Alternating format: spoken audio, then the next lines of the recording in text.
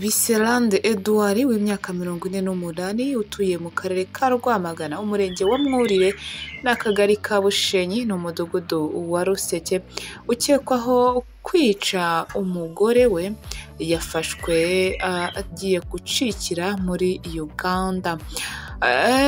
Uno mugabo rero yafashwe arimo agerageza guhungira mu gihugu cy'abaturanyi cya Uganda nyuma y'urupfu rw'umugore we. Abaturage bavuga ko yamwicishije isuka.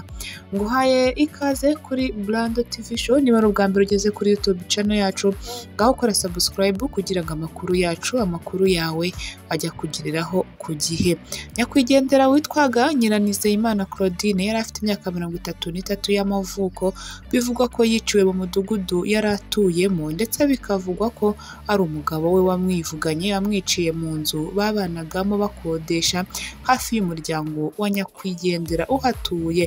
Nyuma yo kuva mu karere ka Bugesera aho babanje gutura bavuye muri Uganda, aho ndetse ngo banashakaniye, Biserande na Nyiranizeyimana babanaga mu nzu bonyine nk'umugore n'umugabo. Bivugwa ko uwo mugabo icyaha akekwaho cyo kwica umugore we yagikoze ku wa kane tariki 19 Ukuboza 2024 mu masaha ya mu gitondo. Abatanze ayo makuru bavuga ko uyu mugabo yamaze kwica umugore we agafunga umuryango maze agahita akizwa n'amaguru.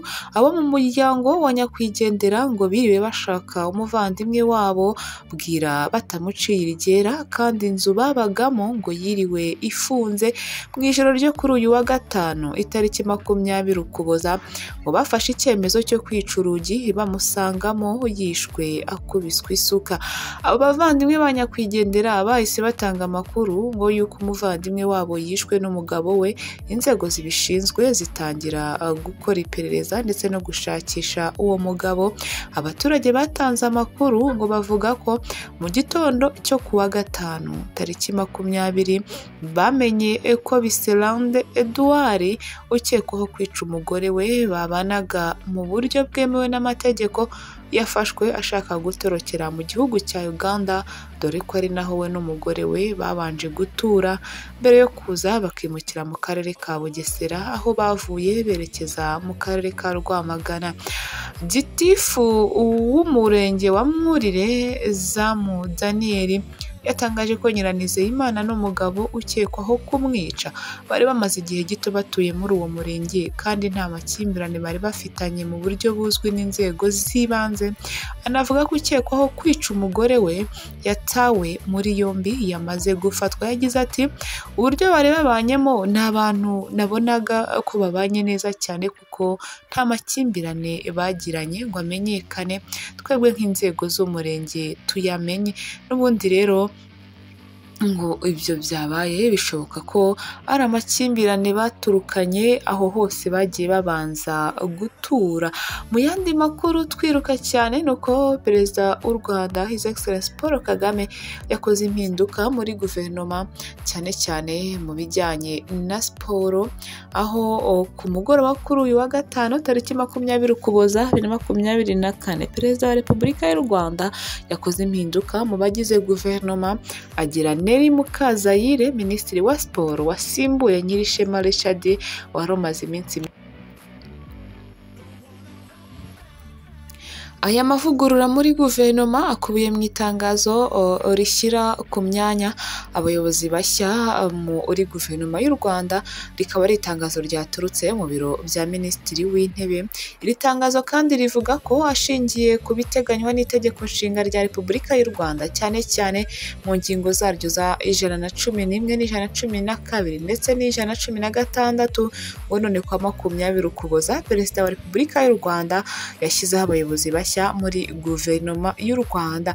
Abashyizweho barimo Neri Mukazayire wagizwe Minisitiri wa Siporo asimbuye Nyirishema Richard, Rwego Ngrambe wagizwe umunyamabanga wa leta muri Minisiteri ya Siporo, mu gihe Uwayezu François Regis yagizwe umunyamabanga uhoraho muri iyi minisiteri.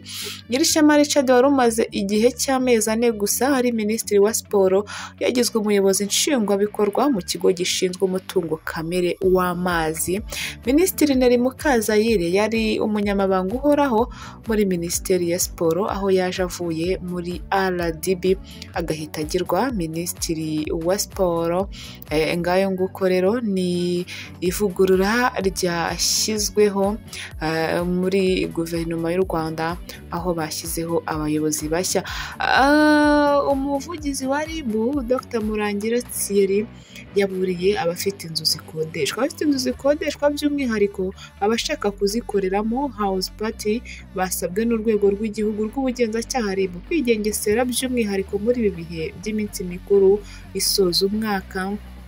Aho Murangira Thierry yari mu kiganiro n'itangazamakuru yasabye abafite inzu zikodeshwa by'umwihariko n'abashaka kuzikoreramo house party kwigengesera. Dr yagize ati muri iyi minsi twegereje iminsi mikuru ya Noheli n'Ubunani, ba nyir'inzu rero barasabwa kwitondera no guhagarika gukodesha urubyiruko inzu ngo bakoreremo ibirori bimwe bizwi nka house party, nk'uko usanga bitiza umurindi imikorere y'ibyaha birimo gusambanya abana, kunywa ibiyobyabwenge, guha ibisindisha abakobwa n'abahungu barangiza bakabasambanya ku gahato, kurwana, ubujura n'ibindi bikorwa by'ubwomanzi no kubangamira ituze rya rusange rya rubanda.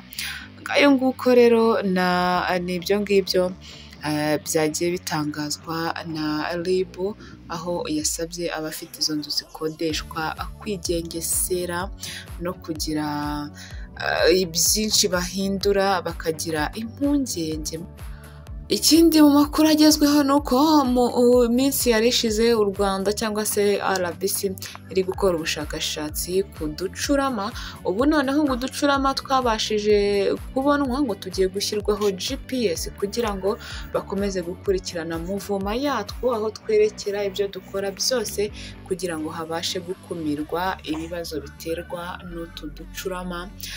Ngayo nguko ni mu gihe ya virus ya Marburg yari ituruka muri tuno ducurama yamaze gushyirwa iherezo hano iwacu mu Rwanda.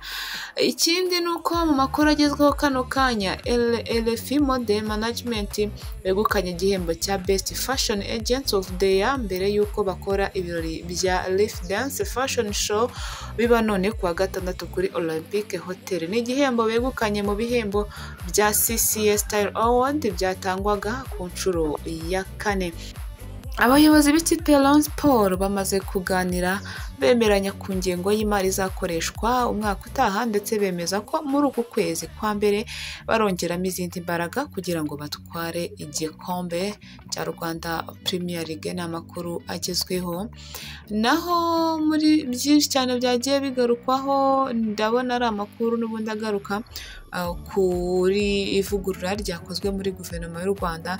Ikindi wamenya ni uko Amavubi yakoze imyitozo ya mbere i Juba muri Sudani y'Epfo, aho yitegura umukino w'ijonjora rya kabiri ryo gushaka itike ya CHAN 2024 uzaba kuwa 22 Ukuboza 2024. Ngayo nguko ni ejo bundi. Uyu munsi turi ku itariki 21, n'ejo rero ku itariki 22 ku cyumweru niho uno mukino uzaba. Uhuru Kenyatta yemeye kuba umuhuza mu mishyikirano ya Repubulika na Demokarasi ya Kongo ndetse na M23.